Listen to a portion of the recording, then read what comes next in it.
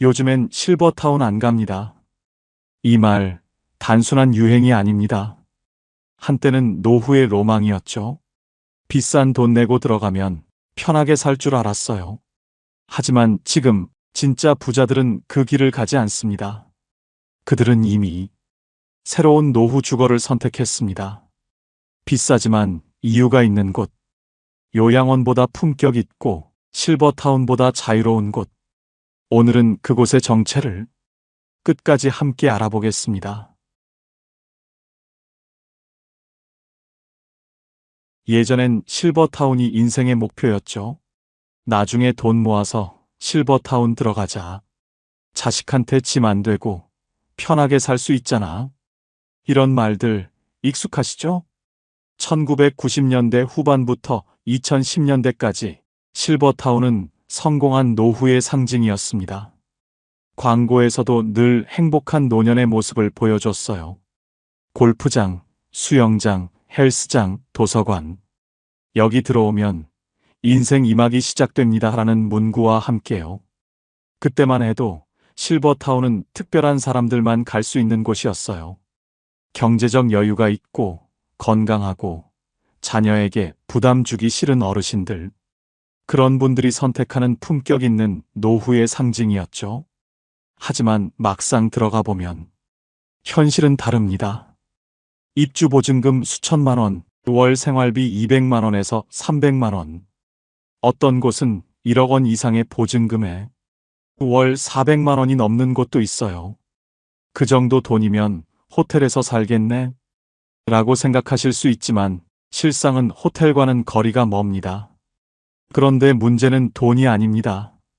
비싼데 불편하고 편리한데 외롭다는 거예요. 실제로 실버타운에 입소했던 한 70대 여성분은 이렇게 말했습니다. 처음엔 좋았어요. 밥 차려주고 청소해주고. 그런데 3개월 지나니까 답답하더라고요. 내가 뭘 하고 싶어도 정해진 시간에만 되고, 누구랑 친해지고 싶어도 다들 문 닫고 살아요. 아침 먹고 방 들어가면 저녁까지 아무도 안 만나요.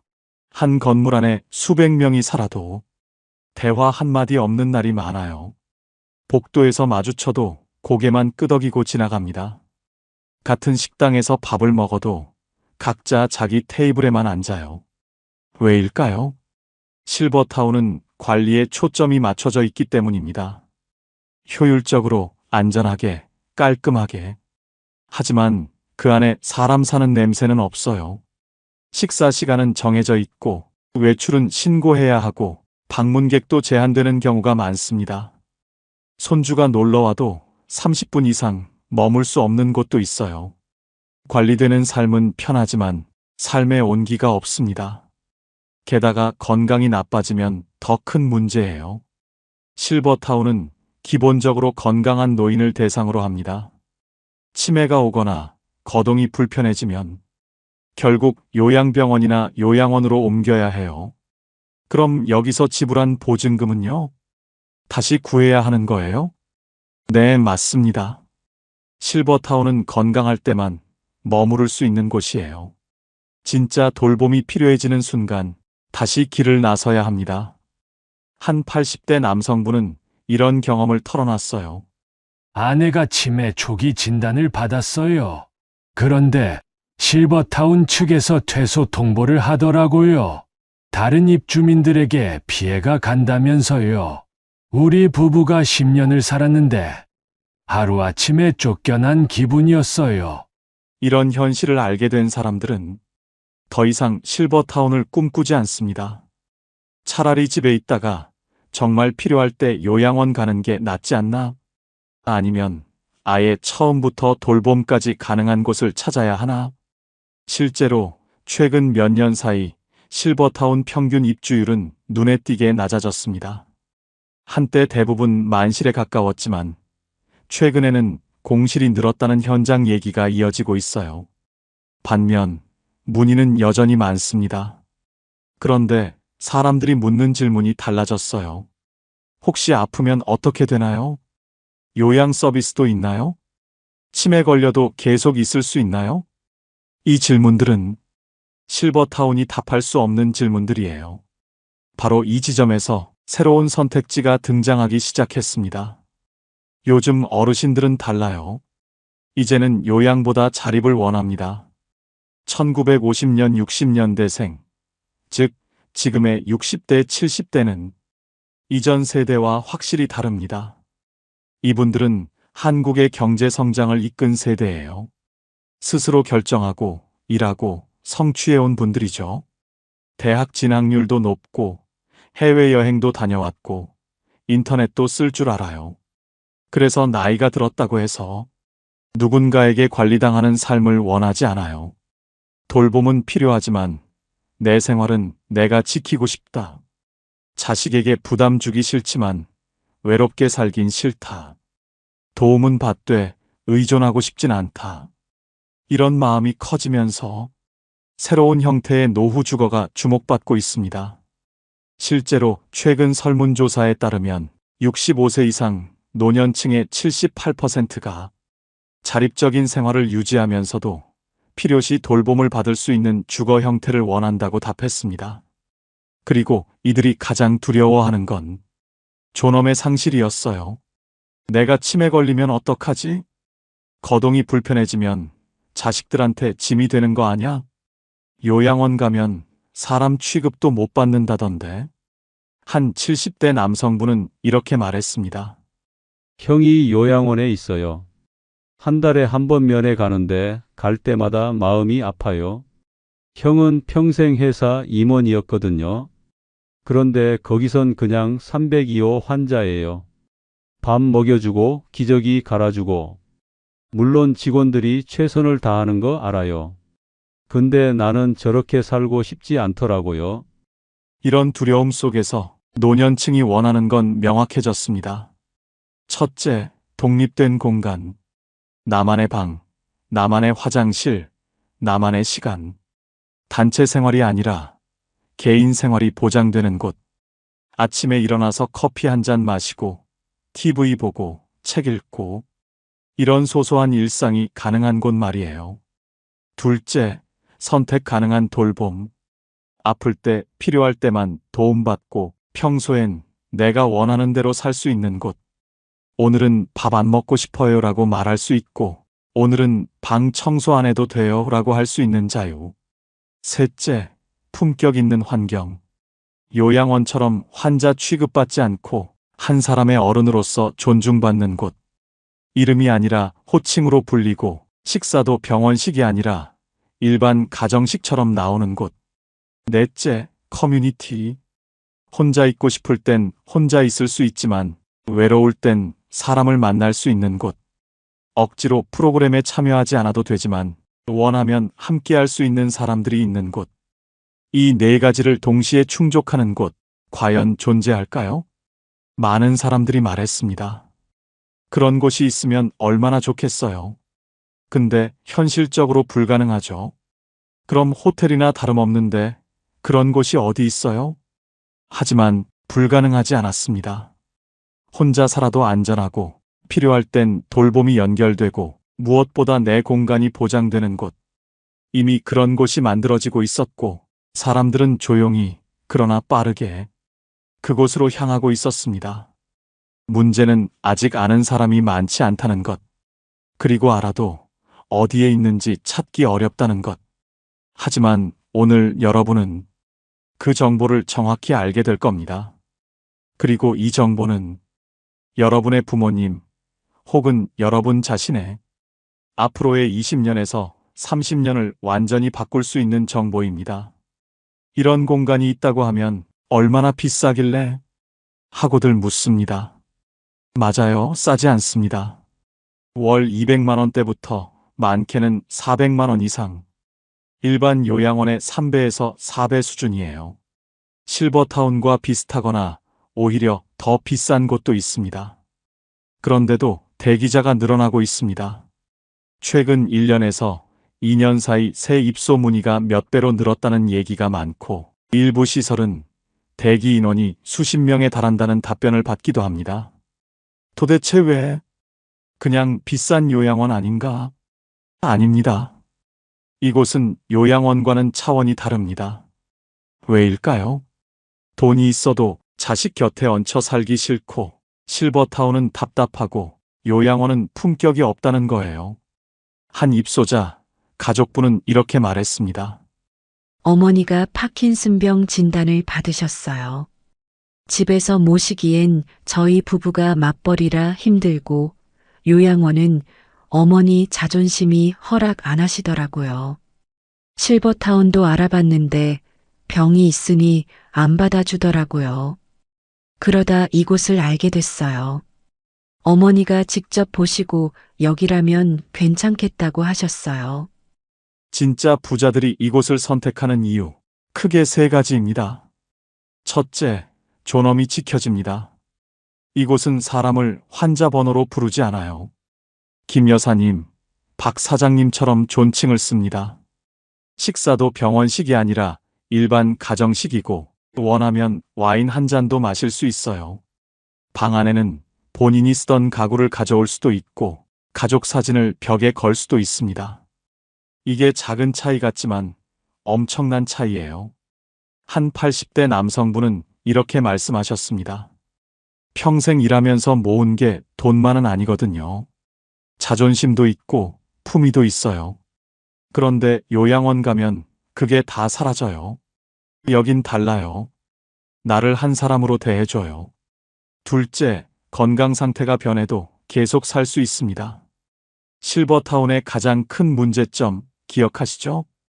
건강이 나빠지면 나가야 한다는 것. 하지만 이곳은 다릅니다. 처음 입소할 때는 건강했어도 시간이 지나 치매가 오거나 거동이 불편해져도 그대로 머물 수 있어요. 왜냐하면 이곳은 처음부터 돌봄을 전제로 설계된 공간이거든요. 간호사가 24시간 상주하고 요양보호사가 각 유닛을 담당합니다. 한 70대 여성분의 이야기입니다. 남편이 뇌졸중으로 쓰러졌어요. 한쪽이 마비됐죠. 그런데 여기선 재활 치료도 받고 식사 보조도 받으면서 계속 같은 방에서 지낼 수 있었어요. 저도 옆 유닛에 있으니까 매일 남편 보러 갈 수 있고요. 만약 일반 실버타운이었으면 남편은 요양병원 가고 저는 혼자 남았을 거예요. 셋째, 가족에게 죄책감을 주지 않습니다. 자식들은 부모를 모시고 싶어도 현실적으로 어려워요. 맞벌이 부부가 대부분이고 육아와 일을 병행하기도 벅찹니다. 그렇다고 부모를 요양원에 모시면 주변에서 자식이 불효한다는 소리를 듣기 쉽죠. 하지만 이곳은 다릅니다. 어머니, 좋은 곳에 계시네요. 시설 정말 깔끔하고 좋던데요? 오히려 주변에서 부러워합니다. 자식들도 떳떳하게 말할 수 있어요. 우리 엄마 유니트 케어에 계셔. 한 40대 딸의 말입니다. 처음엔 죄책감이 들었어요. 엄마를 시설에 보낸다는 게. 근데 엄마가 더 행복해 보이세요. 당신만의 공간도 있고 친구도 생기고 아플 때 바로 간호받을 수 있으니까요. 저도 매주 찾아뵀는데 엄마가 오히려 너무 자주 오지 말고 내일이나 해라고 하세요. 그래서 사람들은 묻습니다. 도대체 그곳이 어디야? 어떻게 들어가? 우리 부모님도 보낼 수 있을까? 지금부터 그 해답을 알려드리겠습니다. 그곳의 이름, 바로 유니트 케어입니다. 혹시 처음 들어보셨나요? 당연합니다. 아직 우리나라에서는 생소한 개념이거든요. 유니트 케어는 한마디로 개인 맞춤형 고급 요양주거입니다. 한 사람 혹은 부부 단위로 유닛이라 불리는 독립된 공간에서 생활하고 필요할 땐 전문 돌봄 인력이 바로 옆에 있습니다.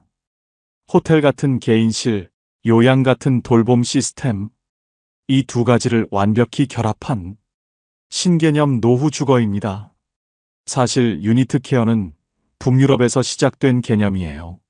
스웨덴, 덴마크, 네덜란드 같은 나라에서는 이미 1990년대부터 이런 형태의 요양주거가 표준이 되었습니다. 이들 나라는 노인도 한 사람의 인간으로서 존엄하게 살 권리가 있다는 철학을 바탕으로 대형 요양원 대신 소규모 유닛형 시설을 만들기 시작했어요. 그 결과는 놀라웠습니다. 입소자들의 삶의 질이 크게 향상되었고, 치매 증상도 느리게 진행되었으며, 가족들의 만족도도 월등히 높았어요. 우리나라는 2023년부터 보건복지부 주도로 유니트 케어 시범 사업을 시작했습니다. 노인 돌봄의 패러다임을 바꾸자. 시설 중심이 아니라 사람 중심으로. 이런 목표 아래 시작된 사업이에요. 그렇다면 유니트 케어는 구체적으로 어떤 곳일까요? 우선 유닛이라는 개념을 이해해야 합니다. 유닛은 독립된 거주 공간이에요. 작게는 10제곱미터에서 크게는 20제곱미터 이상. 각 유닛에는 다음과 같은 것들이 갖춰져 있습니다. 마이너스 침대와 옷장이 있는 개인 침실, 마이너스 독립된 화장실과 샤워실, 마이너스 작은 냉장고와 수납 공간, 마이너스 TV와 인터넷, 마이너스 응급 호출벨, 마이너스 온도 조절 장치. 여기까지 보면 그냥 원룸 아닌가? 라고 생각할 수 있어요. 하지만 차이는 여기서부터 시작됩니다. 각 유닛 밖에는 공용 공간이 있어요. 보통 10개에서 15개 유닛이 하나의 클러스터를 이룹니다. 이 클러스터마다 마이너스 공용 거실, 마이너스 식당, 마이너스 작은 주방, 마이너스 세탁실, 마이너스 간호 스테이션, 이 갖춰져 있어요. 그리고 가장 중요한 것, 각 클러스터마다 전담 요양보호사가 배치됩니다. 이게 일반 요양원과의 결정적 차이예요. 일반 요양원은 요양보호사 1명이 수십 명을 담당하지만 유니트 케어는 1명이 10명에서 15명만 담당합니다. 한 요양보호사의 이야기입니다. 예전 요양원에서는 1명이 30명을 봤어요. 밥 먹이고 기저귀 갈고 약 챙기기도 벅찼죠. 근데 여기선 10명만 봐요. 그러니까 한 분 한 분 이름도 외우고 좋아하는 음식도 알고 어제 기분이 어땠는지도 기억할 수 있어요. 이게 진짜 돌봄이더라고요. 또한 유니트 케어는 의료진이 상주하는 곳이 많습니다. 간호사는 24시간 대기하고 필요시 의사가 방문합니다. 물리치료사, 작업치료사, 영양사도 함께 일해요. 그래서 입소자가 갑자기 아파도 바로 대응할 수 있습니다. 한 입소자 가족의 말입니다. 아버지가 새벽에 갑자기 가슴 통증을 호소하셨대요. 간호사가 바로 달려가서 응급처치하고 119 부르고 병원까지 동행했어요. 만약 집에 혼자 계셨으면 큰일 날 뻔했죠. 이처럼 유니트 케어는 집 같은 편안함과 병원 같은 안전함을 동시에 제공하는 공간입니다. 그래서 사람들은 말합니다. 이런 곳이 진짜 노후 주거지. 유니트 케어의 가장 큰 특징은 자유로운 돌봄이에요. 실버타운과 뭐가 다를까요? 이 질문이 가장 많이 들어옵니다. 둘 다 비싸잖아요. 둘 다 개인실 있잖아요. 그럼 뭐가 달라요? 결정적인 차이, 지금부터 하나씩 알려드리겠습니다. 첫 번째 차이는 건강이 나빠져도 계속 살 수 있습니다. 실버타운의 가장 큰 문제, 기억하시죠?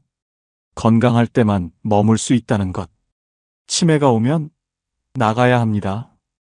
거동이 불편해지면 나가야 합니다. 병원 입원이 잦아지면 역시 나가야 합니다. 한 실버타운 입소자의 경험담입니다. 남편이 파킨슨병 진단을 받았어요. 처음엔 괜찮았는데 점점 악화됐죠. 그러다 실버타운 측에서 통보가 왔어요. 다른 입주민 분들께 불편을 드릴 수 있어 퇴소 권고합니다라고요. 우리 부부 8년 살았는데 결국 나와야 했어요. 하지만 유니트 케어는 정반대예요. 각 유닛에는 침실, 욕실, TV, 냉장고, 응급벨이 모두 설치돼 있고 24시간 간호 인력과 요양보호사가 상주합니다. 처음 입소할 때 건강했어도 시간이 지나 치매가 오거나 거동이 불편해져도 그대로 머물 수 있어요. 왜냐하면 처음부터 돌봄을 전제로 설계된 공간이니까요. 한 유니트 케어 입소자, 가족의 말입니다. 어머니가 처음 입소하실 땐 건강하셨어요. 그런데 2년 뒤 치매 초기 진단을 받으셨죠. 저희는 이제 다른 데로 옮겨야 하나 걱정했는데 시설 측에서 괜찮습니다. 저희가 끝까지 모시겠습니다라고 하더라고요. 지금은 치매가 좀 더 진행됐지만 같은 방에서 편안히 지내세요. 두 번째 차이는 의료 서비스가 기본입니다. 실버타운에는 의료진이 없어요. 간호사가 있는 곳도 있지만 상주하지 않습니다. 아프면 본인이 알아서 병원 가야 해요. 혹은 가족이 데려가야 하죠. 심야에 갑자기 아프면 119 불러야 합니다. 하지만 유니트 케어는 다릅니다. 간호사가 24시간 상주하고 필요시 의사가 방문합니다. 물리치료사, 작업치료사도 있어요. 새벽에 갑자기 가슴이 아파도 응급벨 누르면 2분 안에 간호사가 달려옵니다. 한 입소자의 경험담이에요. 새벽 3시에 갑자기 숨이 안 쉬어지더라고요. 응급벨 눌렀더니 간호사분이 바로 오셨어요. 산소 포화도 재고, 혈압 재고 바로 응급처치 하셨죠?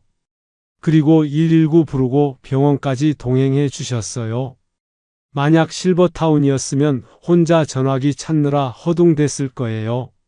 세 번째 차이는 소규모 커뮤니티가 형성됩니다. 실버타운은 보통 대규모예요. 한 건물에 200명, 300명씩 살아요. 그러다 보니 얼굴은 마주쳐도 이름은 모르는 사람이 대부분이죠.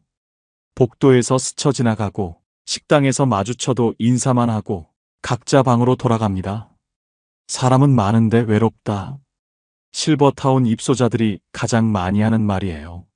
하지만 유니트 케어는 10명에서 15명이 하나의 가족 단위로 생활합니다. 공용 거실도 아늑하고 식당도 가정집 식당처럼 작아요. 매일 같은 사람들과 얼굴 보고 자연스럽게 이야기 나누고 생일이면 함께 축하해주죠. 한 입소자, 어르신의 이야기입니다. 예전 실버타운에선 300명이 살았어요. 근데 친한 사람 하나 없었죠. 여긴 우리 유닛에 12명 살아요. 다 가족 같아요. 아침에 어제 잘 주무셨어요? 부터 시작해서 저녁에 내일 또 봐요까지. 이게 진짜 사는 거더라고요. 네 번째 차이는 돌봄 강도를 선택할 수 있습니다. 실버타운은 기본적으로 자립을 전제로 해요. 밥 차려주고 청소해주는 건 기본이지만 개인 간병이나 돌봄은 별도 비용이에요. 그것도 아주 비쌉니다. 개인 간병사를 쓰려면 하루 10만 원에서 15만 원, 한 달이면 300만 원에서 450만 원이 추가로 듭니다. 하지만 유니트 케어는 돌봄이 기본 서비스예요. 요양보호사가 각 유닛을 담당하고 필요한 만큼 도움을 받을 수 있어요. 오늘은 혼자 씻을 수 있으면 혼자 씻고, 내일은 힘들면 도움받고, 식사도 마찬가지예요. 식당에서 혼자 먹을 수 있으면 식당에서 먹고, 힘들면 방으로 가져다 드리고, 더 힘들면 식사 보조까지 해드려요. 한 요양보호사의 말입니다. 어르신들 상태가 매일 달라요. 오늘 건강하셔도 내일 컨디션이 안 좋을 수 있거든요. 그래서 저희는 매일 체크해요. 오늘은 어떠세요? 혼자 하실 수 있으세요? 필요한 만큼만 도와드리죠. 이게 진짜 맞춤 돌봄이에요. 실버타운은 기본 비용 외에 추가 비용이 정말 많아요. 개인 간병 따로, 병원 동행 따로, 특식 먹고 싶으면 또 따로, 특수 세탁도 따로예요. 월 300만 원 낸다고 끝이 아니에요. 여기저기 추가하다 보면 어느새 400만 원, 500만 원 훌쩍 넘어가죠. 그런데 유니트 케어는 기본 비용에 대부분 포함되어 있어요. 하루 세 끼 식사에 간식까지 세탁, 청소, 생활지원, 기본 간호, 요양보호까지요. 물론 의료비나 특수치료는 별도지만 일상적인 돌봄은 거의 다 포함이에요. 이게 바로 실버타운 대신 유니트 케어를 선택하는 이유입니다. 나이 들어도 품격 있게 살고 싶고, 아파도 쫓겨나지 않는 곳에서 살고 싶고, 돌봄은 받되 혼자만의 공간은 지키고 싶은 거죠. 이 모든 걸 충족하는 곳, 그곳이 바로 유니트 케어입니다. 유니트 케어는 단순한 요양시설이 아닙니다. 개인 맞춤 돌봄을 중심으로 한 새로운 노년 주거 모델이에요. 그런데 모든 유니트 케어가 똑같지는 않아요. 크게 3가지 유형으로 나뉘는데요. 각자 건강 상태와 경제적 여건에 따라 선택할 수 있어요. 하나씩 살펴볼게요. 첫 번째는 요양병원 부설형 유니트 케어예요. 이름 그대로 요양병원 안에 만들어진 유니트 케어죠. 의료진이 상주하고요. 재활치료랑 간호 중심의 돌봄을 제공합니다. 여기는 누가 들어갈 수 있냐면요. 장기요양 등급 1등급에서 5등급을 받은 분들만 입소할 수 있어요. 장기요양 등급이 뭔지 모르시는 분들 많으실 텐데요. 국민건강보험공단에서 평가하는 돌봄 필요도 등급이에요. 쉽게 말하면 얼마나 돌봄이 필요한지 판정하는 거죠. 1등급이 가장 중증이고요. 5등급이 가장 경증입니다. 요양병원 부설형의 가장 큰 장점은 뭐냐면요. 요양보험이 적용된다는 거예요.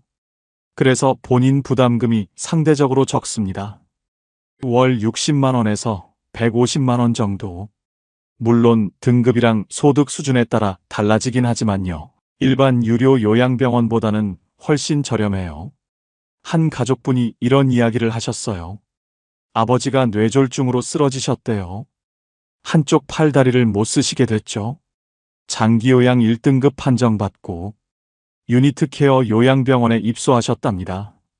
월 비용은 120만 원 정도 나오는데요. 개인실에서 지내시고 매일 재활치료 받으시고 간호사분들이 24시간 케어해 주신대요.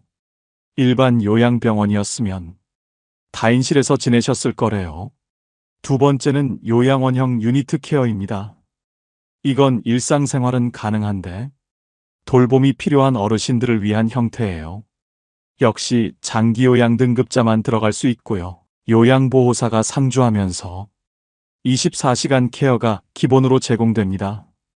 요양병원 부설형이랑 뭐가 다르냐면요. 의료보다는 생활 돌봄에 더 초점이 맞춰져 있어요. 병원 같은 느낌보다는 집 같은 느낌이 더 강하죠. 식사 도움, 목욕 도움, 화장실 이용 도움, 이런 일상생활 지원이 중심이에요. 비용도 요양보험이 적용되니까 본인 부담이 크지 않아요. 월 80만 원에서 180만 원 정도인데요. 등급과 시설에 따라 차이가 있어요. 일반 요양원과 비슷한 수준이지만 환경은 훨씬 좋죠. 한 입소자분 이야기를 들어보니까요. 어머니가 치매 진단을 받으셨대요. 집에서 모시기엔 24시간 돌봄이 필요해서 어려웠고요. 그래서 유니트 케어 요양원에 모셨는데 다인실이 아니라 개인 공간에서 지내시니까 훨씬 안정적이시래요. 같은 유닛에 사시는 분들이랑도 친해지셔서 가족처럼 지내신답니다. 세 번째가 바로 자립형 고급 주거형 유니트 케어예요. 이게 최근에 진짜 부자들이 몰리는 곳으로 주목받고 있는 형태예요. 앞에 두 가지랑 결정적으로 다른 점이 있어요. 요양 등급이 없는 건강한 노년층도 입소할 수 있다는 거죠. 쉽게 말하면요. 아직 건강한데 미리 들어가서 사는 거예요. 호텔식 생활과 전문 돌봄을 동시에 누릴 수 있고요. 나중에 건강이 나빠져도 계속 그곳에서 살 수 있어요. 그런데 이 자립형은 전액 자비 부담이에요. 요양보험 적용이 안 돼요. 그래서 비용이 확 올라가죠. 1인실은 월 170만 원에서 300만 원대, 부부실은 250만 원에서 400만 원 이상입니다. 여기엔 뭐가 포함되냐면요. 식사, 세탁, 청소, 간식, 생활 지원 서비스가 다 포함돼요. 의료랑 간병은 필요할 때 별도로 청구되고요. 그러니까 한 달 총 비용은 평균 250만 원에서 400만 원 이상 보시면 돼요. 와, 진짜 비싸네요. 네, 맞아요. 비쌉니다. 실버타운이랑 비슷하거나 더 비싼 수준이에요. 그런데도 사람들이 몰리는 이유가 있어요. 실버타운은 건강할 때만 있을 수 있잖아요. 아프면 나가야 하고요. 그런데 여기는 한번 들어가면 건강이 나빠져도 계속 있을 수 있어요. 요양보호사가 상주하니까 돌봄도 받을 수 있고요. 간호사도 24시간 있으니까 응급 상황에도 바로 대응할 수 있고요. 한 70대 부부분 사례를 말씀드릴게요. 부부가 함께 자립형 유니트 케어에 입소하셨대요. 월 비용은 350만 원 정도 나온답니다. 비싸긴 한데요. 두 분 다 건강하실 때 미리 들어가신 거예요. 지금은 편하게 지내시다가 나중에 누가 먼저 아파도 같은 곳에서 계속 함께 있을 수 있으니까 안심이 되신대요. 자녀분이 이런 말씀을 하시더라고요. 부모님 두 분 모시려면 집에서는 도저히 불가능하고요. 그렇다고 따로 떨어뜨려 놓을 수는 없잖아요. 실버타운은 나중에 건강 나빠지면 나가야 하니까 불안하고요. 그래서 처음부터 돌봄까지 가능한 이곳을 선택했어요. 비용은 부담되지만 마음의 평화를 얻었어요. 이게 바로 돈이 있어도 실버타운 대신 유니트 케어를 선택하는 이유입니다. 비싸지만 그만큼의 품격과 관리가 따라오고요. 무엇보다 끝까지 그곳에서 살 수 있다는 안정감. 이게 가장 큰 매력이에요. 자, 이제 가장 중요한 질문이죠. 그래서 유니트 케어가 도대체 어디에 있어요? 우리 부모님도 보낼 수 있나요? 지금 들으실 내용은 2025년 10월 기준 보건복지부 공식 자료를 바탕으로 정리한 현황입니다. 정확한 정보니까 잘 들어주세요. 현재 보건복지부의 공식 유니트 케어 시범 사업은 전국 7개 시설에서 총 11개 유니트가 운영 중입니다. 뭐야, 겨우 11개밖에 안 돼요? 네, 맞아요. 아직 많지 않아요. 그중 경기도가 4개소로 가장 많고요. 그 외에 전북, 전남, 충남 지역에서도 1차 시범 사업이 진행 중입니다. 이 시설들은 모두 노인요양병원이나 요양원 부설 형태로 운영되고 있으며 2024년 7월부터 실제 입소가 이루어지고 있어요. 그러니까 지금 시점에서 실제로 사람들이 살고 있는 곳이에요. 한 입소자 가족분 이야기를 들어봤어요. 작년 여름에 경기도에 있는 유니트 케어 시설의 어머니를 모셨어요. 처음엔 반신반의했는데 가보니까 정말 달랐어요. 개인실도 깔끔하고 간호사분들도 친절하시고 무엇보다 어머니가 편안해 하시더라고요. 그런데 중요한 소식이 하나 더 있어요. 2025년 7월부터는 2차 유니트 케어 시범 사업이 시작될 예정이에요. 약 20개 유니트가 새로 선정되어 현재보다 2배 가까이 늘어날 계획입니다. 그럼 지금 신청하면 되나요? 잠깐만요. 여기서 주의하셔야 할 게 있어요. 지금 시점인 10월 기준으로는 2차 시설이 아직 본격 운영되진 않았고요. 선정 및 준비 단계에 있습니다. 즉, 현재는 1차 시범 사업 11개 유니트가 운영 중이고 내년부터는 본격적으로 전국 확대가 이루어질 예정이에요. 그럼 우리 지역에는 없는데 어떡하죠? 이게 지금 많은 분들이 겪는 어려움이에요. 서울에는 아직 공식 시범 사업 시설이 없고요. 부산, 대구, 인천 같은 대도시에도 없어요. 그래서 경기도나 다른 지역으로 알아보시는 분들이 많습니다. 한 서울 거주자분은 이렇게 말씀하셨어요. 서울에 살지만 부모님은 경기도 유니트 케어에 계세요. 처음엔 멀어서 걱정했는데 1시간이면 가니까 괜찮더라고요. 주말마다 찾아뵙고 평일엔 영상통화로 얼굴 봐요. 멀어도 좋은 환경에 계시는 게 마음이 편해요. 그리고 또 하나 알아두셔야 할 게 있어요. 공식 시범 사업 외에도 민간에서 운영하는 유니트 케어형 시설들이 조금씩 생기고 있어요. 이런 곳들은 보건복지부 시범사업은 아니지만 유니트 케어 개념을 도입해서 운영하는 곳들이에요. 당연히 전액 자비 부담이고요. 비용도 더 비싼 편이에요. 하지만 선택지가 많지 않으니까 이런 곳들도 알아보시는 분들이 계세요. 그럼 어떻게 찾아요? 일단 가장 확실한 방법은 보건복지부나 국민건강보험공단 홈페이지에 올라온 유니트 케어 시범사업 공지문을 확인하는 거예요. 거기엔 참여기관 이름과 주소, 연락처가 전부 공개되어 있습니다. 참여시설 목록을 확인하셨다면 해당 시설에 직접 전화로 문의하시면 됩니다. 현재 입소 가능 여부, 대기 상황, 비용 등을 상담받으실 수 있어요. 입소하려면 어떻게 해야 하나요? 일단 장기요양 등급이 필요한 곳은 먼저 등급 신청을 하셔야 해요. 국민건강보험공단에 장기요양 인정 신청을 하시면 직원이 방문해서 평가를 해요. 그리고 등급이 나오면 해당 시설에 직접 연락해서 입소 가능 여부를 문의하시면 됩니다. 자립형 고급 주거형은 등급 없이도 입소 가능하지만 이건 전액 자비라서 비용 부담이 크죠. 그리고 솔직히 말씀드리면요. 지금은 시설 자체가 많지 않아서 입소가 쉽지 않을 수 있어요. 각 시설마다 상황이 다르니까 직접 문의해 보시는 게 가장 확실합니다. 이제 유니트 케어는 요양의 개념을 넘어 노년의 자립과 품격을 함께 담는 새로운 노후 주거 모델로 자리 잡고 있습니다. 아직은 시작 단계예요. 시설도 많지 않고 알려지지도 않았죠.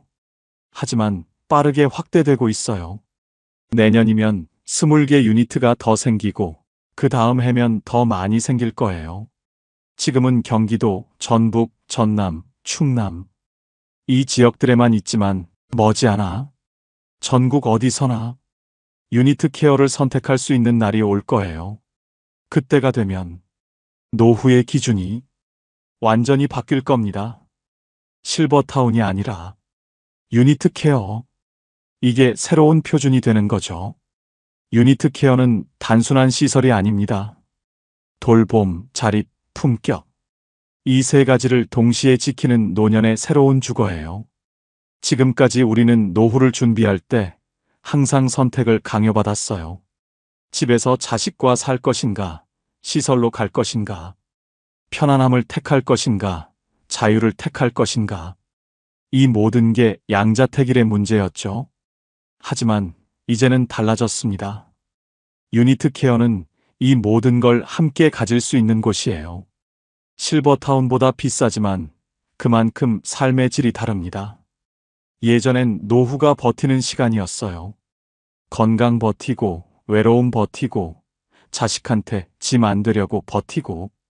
하지만 이제는 누리는 시간이 되어야 해요. 나이가 들어도 나로 살 수 있는 시간.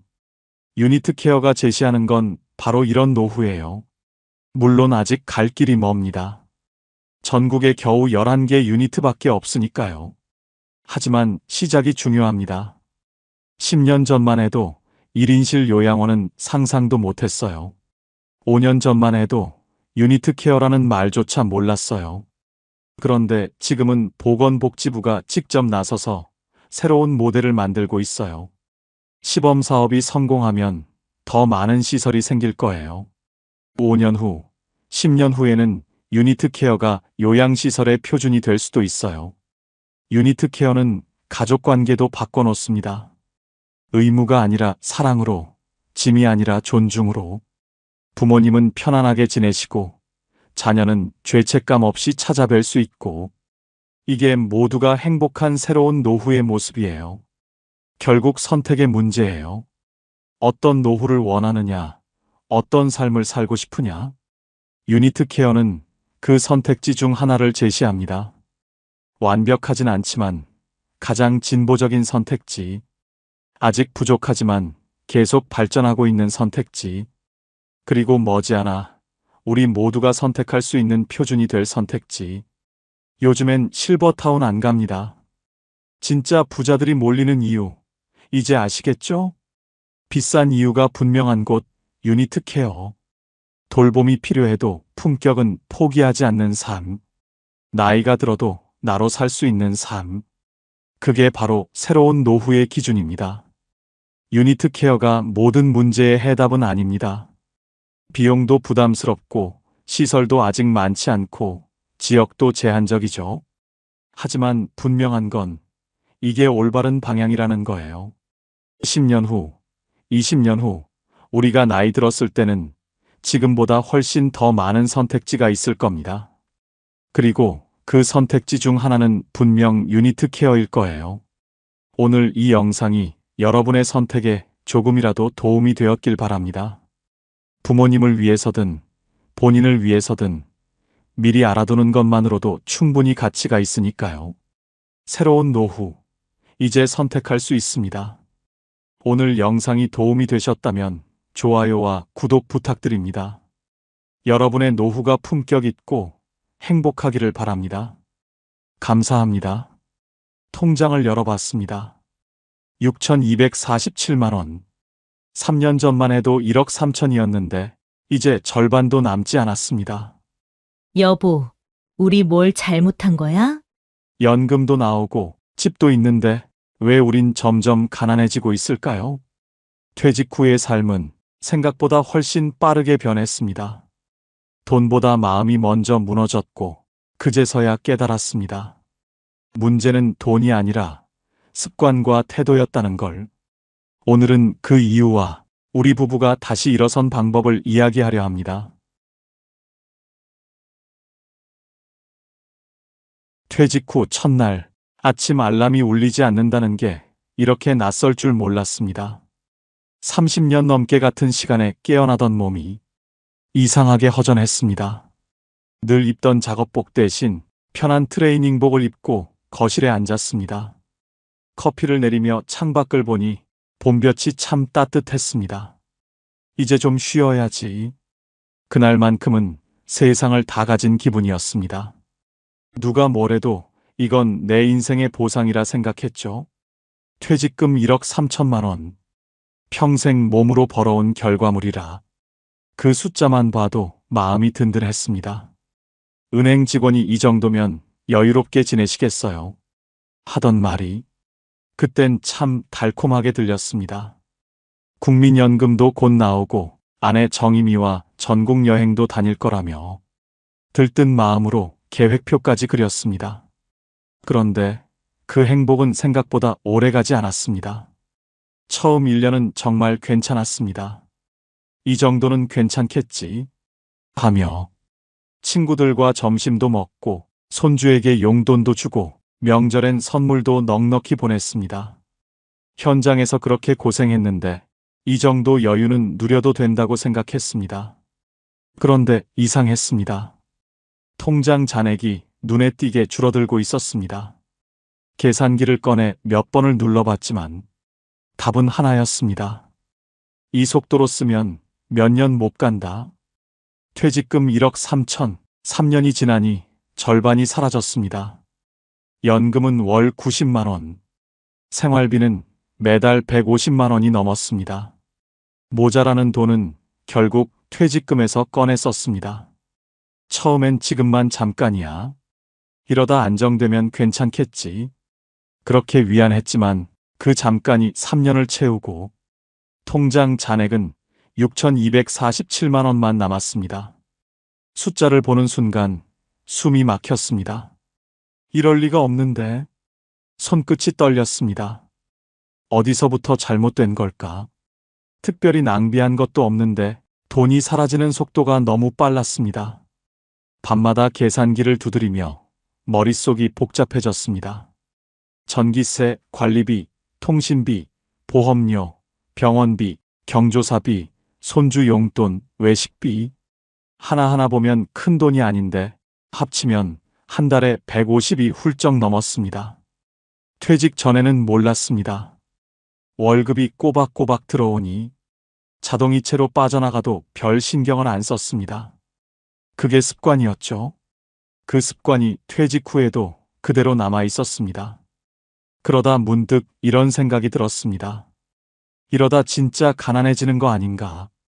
밤에 누워 천장을 보는데 가슴이 쿵쾅거렸습니다. 자다가 깨서 냉장고 앞에 앉아 전기세 고지서를 한참 들여다봤습니다. 내가 이렇게 사치한 사람인가? 그게 아니었습니다. 단지 나는 계획 없이 쓰는 사람이 되어 있었습니다. 퇴직 전엔 돈이 모이는 시절이었습니다. 매달 들어오니까 쓴다는 개념보다 남는 게 얼마냐가 중요했죠. 하지만 퇴직 후엔 돈이 빠져나가는 시절로 바뀌었습니다. 그리고 나는 그 변화를 너무 늦게 깨달았습니다. 친구들은 다들 골프 치러 다니고 퇴직 후 동호회에 들어가 여행 사진을 SNS에 올렸습니다. 그들의 웃음이 부러우면서도 한편으론 서늘했습니다. 나만 이렇게 불안한가? 우리만 뭔가 잘못된 건가? 그때 처음으로 내가 가진 돈의 무게보다 없어질 돈의 속도가 더 무섭게 느껴졌습니다. 퇴직금은 한 번 들어오면 끝이지만 생활비는 매달 빠져나갑니다. 결국 버는 흐름이 없는 돈은 시간이 갈수록 줄어들 수밖에 없다는 걸 뒤늦게 알았습니다. 그날 밤 아내가 조용히 말했습니다. 여보, 이제 우리도 계획을 다시 세워야 하지 않을까? 그 말이 이상하게 마음에 남았습니다. 처음엔 자존심이 스쳤습니다. 무슨 계획이야, 아직 괜찮은데. 그렇게 말했지만 내 마음 한쪽이 불안하게 떨렸습니다. 다음 날 아침 커피잔을 들고 통장을 다시 열어봤습니다. 6,247만 원. 세 자리 숫자가 이렇게 차갑게 느껴진 적은 처음이었습니다. 이 돈이 다 떨어지면 그 다음은 뭘로 살아야 하지? 그 질문 하나가 머릿속을 떠나지 않았습니다. 돈보다 무서운 건 돈이 줄어드는 이유를 모르는 상태로 사는 거였습니다. 여보, 우리 뭘 잘못한 걸까? 연금도 있는데 왜 점점 가난해지는 걸까? 그 질문이 내 마음에 오래 남았습니다. 그리고 그 질문이 우리를 다시 현실로 불러냈습니다. 아직은 몰랐지만 그게 우리 인생 두 번째 전환점의 시작이었습니다. 퇴직 후 3년 저는 늘 이렇게 생각했습니다. 이 정도는 괜찮겠지. 하지만 그 괜찮겠지라는 말이 저와 아내를 천천히 가난하게 만들고 있었습니다. 처음엔 정말 사소한 것들이었습니다. 점심 한 번쯤은 친구들과 나가서 먹고, 손주 생일이면 장난감 하나 사주고, 명절이면 고기 세트 하나쯤 보내주고, 이 정도는 괜찮잖아. 평생 벌어온 건데. 그렇게 스스로를 안심시켰습니다. 하지만 그 이 정도라는 말이 매달 매년 쌓이니 결국 큰 금액이 되어 있었습니다. 어느 날은 통장을 들여다보다가 하루 동안 3번이나 문자 알림을 받았습니다. 하나는 카드값, 하나는 보험료, 하나는 관리비, 그리고 그 밑에 자동이체 완료라는 글씨. 그 글씨가 그날따라 유난히 차갑게 느껴졌습니다. 퇴직 전에는 이런 생각조차 하지 않았습니다. 매달 월급이 들어오니까 얼마가 빠져나가든 괜찮다고 생각했습니다. 이번 달도 고생했으니 써야지. 그게 제 방식이었습니다. 하지만 퇴직 후엔 달랐습니다. 돈은 더 이상 들어오지 않는데 나가는 건 그대로였습니다. 아니, 오히려 더 늘어났습니다. 집에 있으니 전기세가 더 나오고 시간이 많으니 외식도 잦아졌습니다. 그런데도 저는 현실을 부정했습니다. 이 정도는 괜찮겠지. 그 말을 스스로에게 되뇌며 안심하려 했습니다. 하지만 그건 안심이 아니라 도망이었습니다. 어느 날은 친구에게서 전화가 왔습니다. 야, 이번 주에 골프나 한번 치자. 순간 말이 막혔습니다. 아, 이번 주는 좀 바빠서. 사실 바쁜 일은 아무것도 없었습니다. 그냥 돈이 아까웠습니다. 전화를 끊고 한참을 멍하니 앉아 있었습니다. 서운함보다 먼저 밀려온 건 자괴감이었습니다. 나는 언제 이렇게 계산적인 사람이 됐을까? 그 생각이 마음을 무겁게 짓눌렀습니다. 퇴직금이 인생의 완성이라고 믿었지만 사실은 시작부터 잘못된 믿음이었습니다. 퇴직금은 평생 쌓아둔 돈이 아니라 앞으로 버텨야 할 시간의 예산이었습니다. 저는 그걸 너무 늦게 깨달았습니다. 그날 저녁 아내가 조심스럽게 말했습니다. 여보, 우리 생활비를 조금 줄여보면 어떨까? 그 말에 괜히 짜증이 났습니다. 당신, 내가 벌어온 돈이 얼만데? 이 정도도 못 쓰겠어? 아내는 아무 말 없이 식탁을 치웠습니다. 그 뒷모습을 보는데 괜히 미안해졌습니다. 화가 난 게 아니었습니다. 단지 두려웠던 거였습니다. 이대로 가면 정말 얼마 못 버티겠구나. 그날 밤 잠이 오지 않아 서랍에서 예전 통장을 꺼내봤습니다. 월급이 꼬박 들어오던 시절, 그 시절엔 불안이란 걸 몰랐습니다. 다음 달에도 들어오니까 그 단순한 믿음이 얼마나 큰 안전망이었는지 이제서야 알게 됐습니다. 퇴직 후에는 그 안전망이 사라집니다. 그걸 모르고 살았던 게 제 가장 큰 착각이었습니다. 저는 늘 이렇게 생각했습니다. 노후는 절약하면서 살면 되겠지. 하지만 절약만으로는 버틸 수 없었습니다. 돈이 나가는 흐름을 막지 못하면 아무리 아껴 써도 결국 바닥이 보였습니다. 연금이 나오면 마음이 편해질 줄 알았습니다. 하지만 매달 들어오는 90만 원은 숨만 붙어 있을 만큼의 최소한이었습니다. 그 돈으로는 기본적인 생활비도 감당이 되지 않았습니다. 결국 문제는 돈이 아니라 습관이었습니다. 벌 때처럼 쓰는 습관, 그리고 아직 괜찮겠지 하는 태도. 그게 우리를 천천히 가난하게 만들고 있었습니다. 퇴직 후에도 사람은 일할 때의 습관을 그대로 가져갑니다. 그게 문제였습니다. 그날 이후 저는 메모장을 꺼냈습니다. 하루 지출을 하나하나 적어보기 시작했습니다. 커피 한 잔, 손주 용돈, 병원비까지. 그제야 알았습니다. 돈이 사라진 게 아니라 흘러가고 있었다는 걸. 그 흐름을 바로잡지 않으면 아무리 많은 퇴직금도 결국 남지 않는다는 걸 깨달았습니다. 그게 우리가 가난해진 진짜 이유였습니다. 며칠째 통장을 들여다보며 계산기를 두드리는 게 일상이 됐습니다. 숫자는 냉정했고 답은 언제나 같았습니다. 이대로면 몇 달도 못 버틴다. 그 생각이 머릿속을 떠나지 않았습니다. 그날 저녁 밥을 먹던 중 아내가 조심스럽게 말을 꺼냈습니다. 여보, 나 일 좀 나가볼까 해. 숟가락을 들던 제 손이 멈췄습니다. 일? 무슨 일? 요즘 반찬 가게에서 사람 구한대. 하루 4시간 정도 도와주면 된대. 그거라도 하면 생활비에 좀 보탬이 되잖아. 그 말을 듣는 순간 가슴 한쪽이 무겁게 내려앉았습니다. 아내 말이 틀린 건 아닌데 이상하게 마음이 복잡했습니다. 당신 이제 좀 쉬어. 평생 고생했잖아. 그 나이에 또 일을 나가면 몸 버려. 아내는 잠시 고개를 숙였다가 조용히 말했습니다. 그럼 당신이라도 파트타임이라도 구해보면 어때? 그 말에 가슴이 철렁 내려앉았습니다. 하지만 입에서는 단호하게 말이 튀어나왔습니다. 나는 이제 좀 쉬고 싶어. 평생 일했잖아.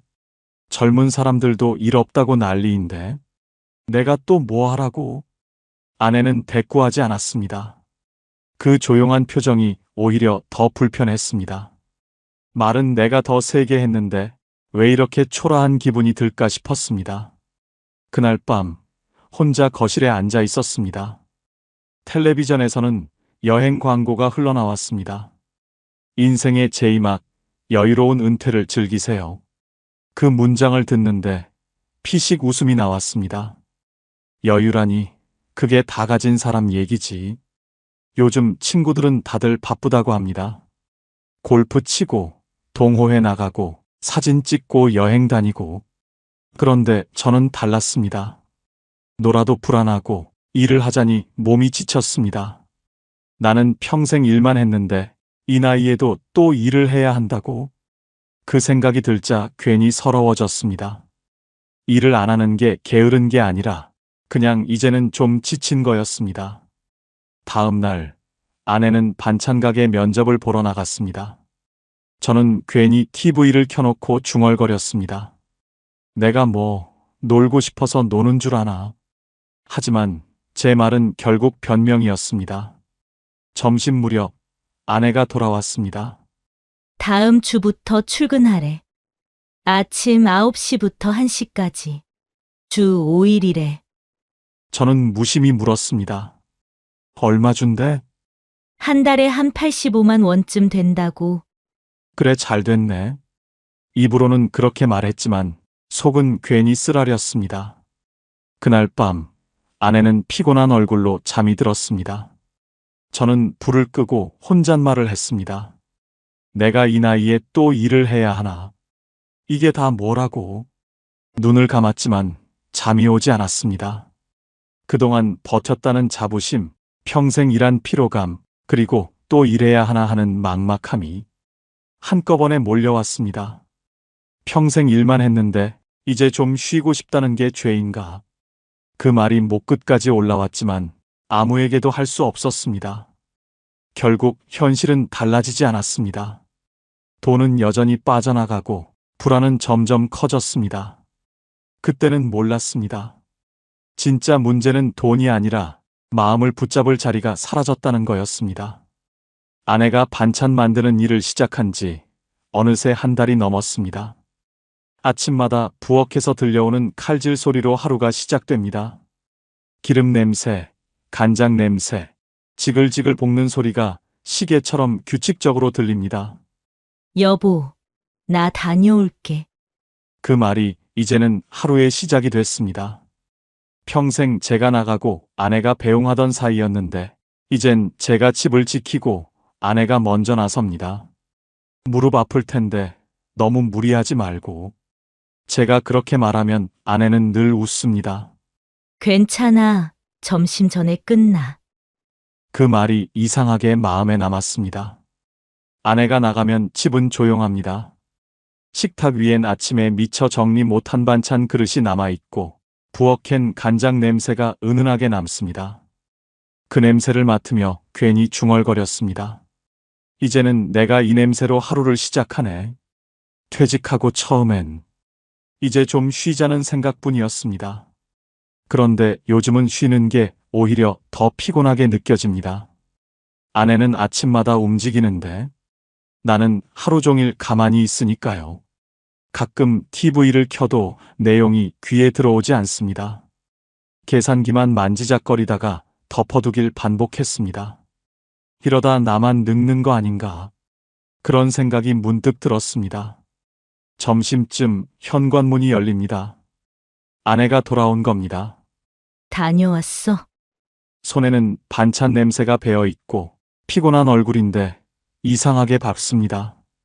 오늘 어묵볶음 만들었는데 사장님이 나보고 손 빠르대. 그 말을 들으면 입꼬리가 절로 올라갑니다. 그래, 잘 됐네. 짧게 그렇게 대답하면서도 속으론 묘하게 기분이 좋습니다. 식탁에 앉아 같이 점심을 먹었습니다. 아내가 만든 반찬을 먹으며 말했습니다. 이게 오늘 만든 거야? 응. 남은 재료 조금 챙겨왔어. 소박한 음식인데 이상하게 더 맛있었습니다. 예전엔 돈을 버는 게 전부라고 생각했습니다. 하지만 요즘은 아내가 일하는 그 몇 시간이 우리 삶을 다시 움직이게 만드는 시간이라는 걸 느낍니다. 퇴직 후 처음으로 집이 다시 살아있는 느낌이 들었습니다. 냄새로, 웃음으로, 목소리로. 그게 다 아내가 만들어낸 온도였습니다. 사는 건 결국 누가 오래 버티느냐의 싸움이구나. 그날 그렇게 생각했습니다. 그리고 그 싸움을 아내가 조용히 이기고 있다는 걸 깨달았습니다. 아내가 반찬 만드는 일을 시작한 뒤로 집이 달라졌습니다. 매일 똑같던 공기가 조금씩 다시 살아나는 것 같았습니다. 나는 그대로인데 세상은 다시 움직이고 있었습니다. 그걸 느끼는 게 조금 괴로웠습니다. 그날도 오전 내내 멍하니 앉아 있었습니다. TV에서는 연금 이야기, 노후 준비 얘기만 흘러나왔습니다. 리모컨을 내려놓으며 생각했습니다.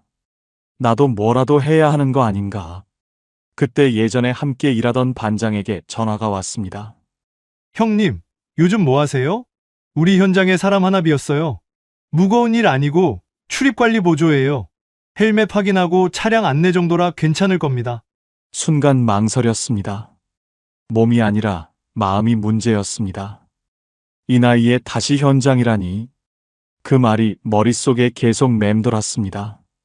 그날 밤 밥을 먹다 아내에게 조심스럽게 말했습니다. 정임아, 나도 일 좀 나가볼까? 아내는 젓가락을 내려놓고 제 얼굴을 봤습니다. 그래, 여보. 힘들면 언제든 그만둬. 그냥 당신이 다시 활기 찾으면 좋겠어. 그 말이 이상하게 따뜻하게 들렸습니다. 다음 날 아침 먼지가 쌓여있던 작업화를 꺼냈습니다. 오래된 안전조끼를 입고 거울 앞에 섰습니다. 주름진 얼굴이 낯설지 않았습니다. 그래, 아직 할 수 있지. 그렇게 스스로에게 말했습니다.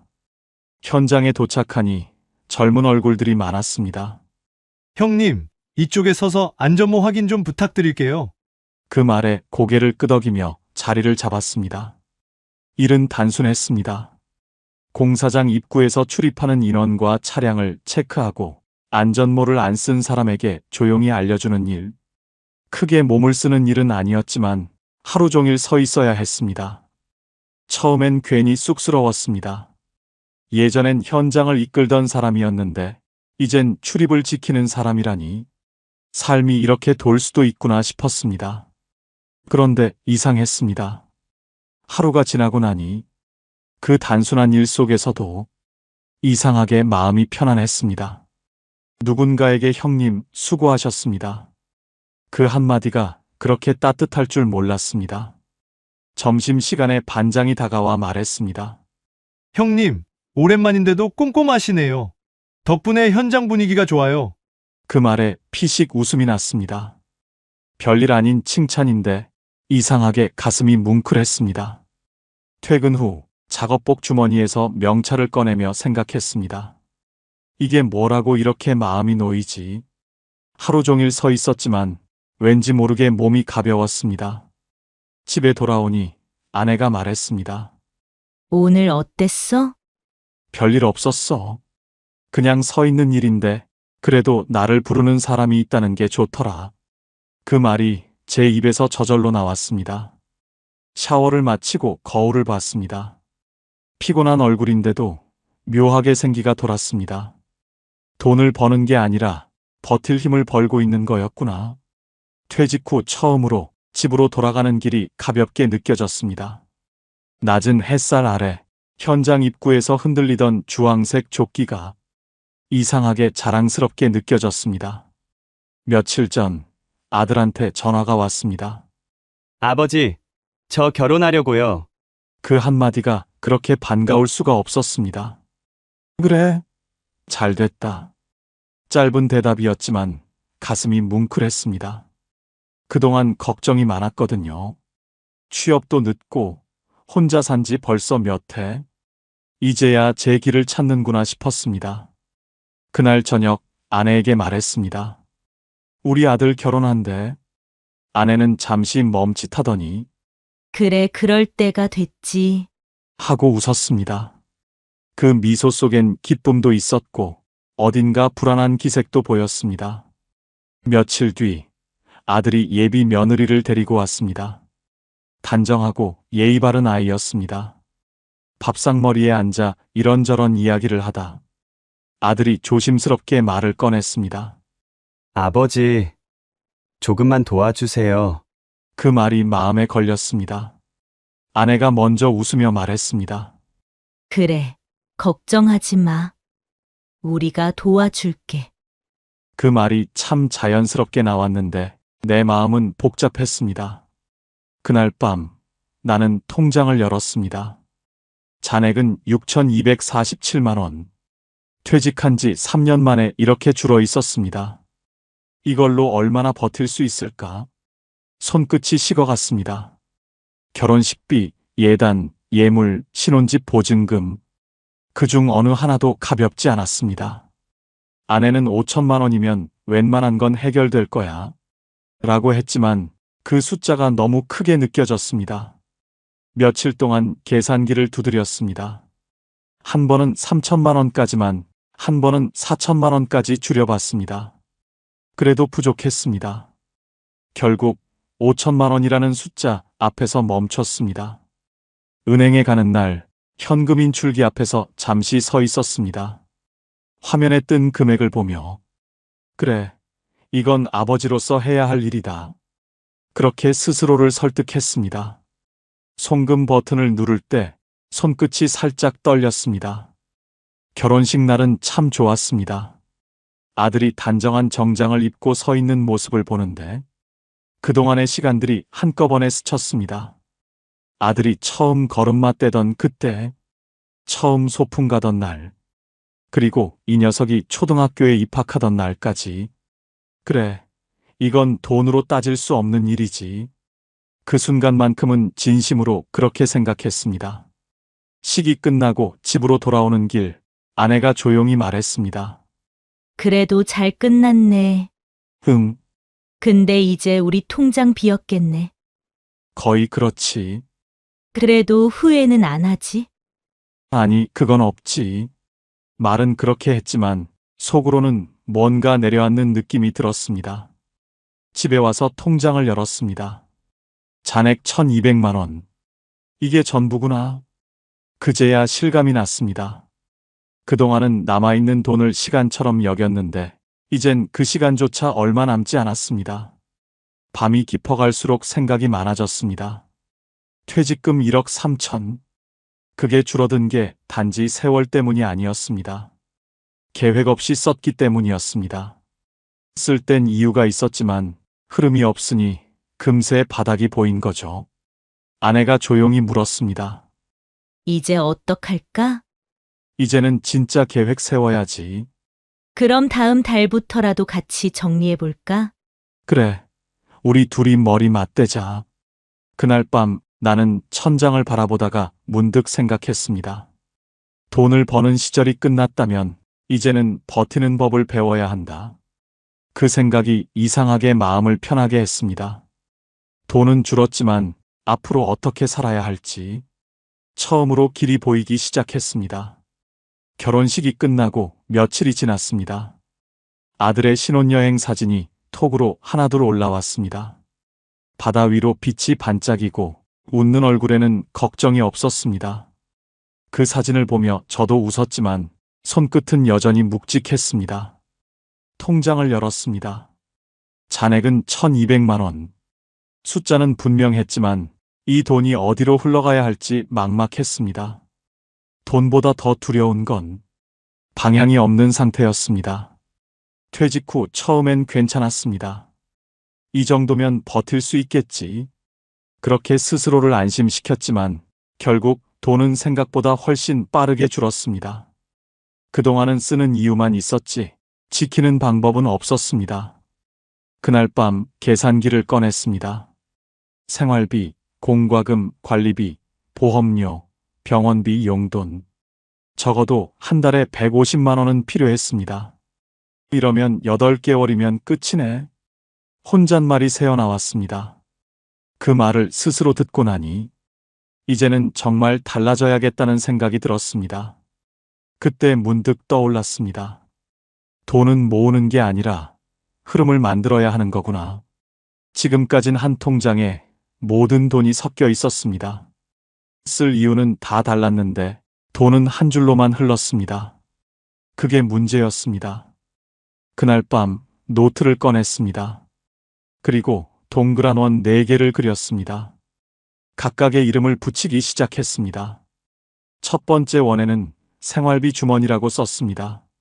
매달 나가는 고정지출, 살기 위해 꼭 써야 하는 돈입니다. 이건 어쩔 수 없는 돈이니 매달 일정액을 고정으로 빼두기로 했습니다. 두 번째 원에는 비상주머니, 언제 닥칠지 모르는 돌발 상황을 대비하는 돈입니다. 아내가 허리를 다쳤을 때가 떠올랐습니다. 그때 그 돈이 없었다면 정말 막막했을 겁니다. 이건 절대 손대지 않는 돈으로 정했습니다. 세 번째 원에는 여유 주머니, 한 달 살림을 마치고 조금이라도 남는 돈, 혹은 작은 수입이 생기면 이곳에 넣기로 했습니다. 가끔 외식하거나 손주에게 용돈을 줄 때 눈치 보지 않고 쓸 수 있는 주머니였습니다. 마지막 네 번째 원에는 꿈 주머니. 퇴직 후엔 다 끝난 줄 알았지만 아직도 하고 싶은 게 남아 있었습니다. 작은 텃밭을 가꾸고 가끔 바람 쐬며 커피 한 잔 마실 여유. 그런 사소한 꿈을 위한 돈이었습니다. 네 개의 원을 그려놓고 보니 이상하게 마음이 정리됐습니다. 돈이 나뉘니 생각이 나뉘고 생각이 나뉘니 마음이 가벼워졌습니다. 다음 날 아침 봉투 4개를 꺼내 각각 이름을 적었습니다. 생활비, 비상, 여유, 꿈. 손끝이 단단해지는 기분이었습니다. 아내는 아무 말 없이 그중 비상 주머니 봉투를 서랍에 넣었습니다. 그걸 보며 마음이 조금 든든해졌습니다. 그날 밤 다시 통장을 열었습니다. 금액은 여전히 1,200만 원. 하지만 이번에는 그 숫자가 작게 느껴지지 않았습니다. 이제는 어떻게 써야 할지 방향을 세웠으니까요. 돈은 여전히 많지 않았지만 적어도 이제부터는 흐름을 만들어 보려 합니다. 퇴직금 1억 3천에서 시작한 돈의 여정이 여기서 끝이 아니라 새로운 시작이 될 수 있기를 바라며 나는 조용히 노트를 덮었습니다. 새벽 공기가 차갑습니다. 나는 늘 그렇듯 6시 전에 집을 나섭니다. 하루를 버티는 일은 여전히 쉽지 않지만 몸이 움직이니 마음이 덜 무겁습니다. 아내는 8시 반이면 가게로 출근합니다. 9시부터 1시까지 반찬을 만들며 오늘은 멸치볶음이 금방 나갔어. 이런 말을 건넬 땐 늘 얼굴이 밝습니다. 퇴직 후 4년, 이제는 통장을 열어도 두렵지 않습니다. 연금 90만 원, 아내의 일로 85만 원, 내 일로 120만 원, 이 세 흐름이 만들어내는 월 295만 원. 큰 돈은 아니지만 그 안에서 우리는 다시 우리답게 살고 있습니다. 예전엔 돈이 줄어드는 게 두려웠지만 이젠 흐름이 있다는 것만으로도 든든합니다. 아내의 일, 내 일, 그리고 연금. 그 세 줄의 흐름이 우리의 노후를 지탱해주고 있습니다. 밤이면 노트를 펴고 그때 그려둔 4개의 원을 다시 봅니다. 생활비, 비상, 여유, 꿈.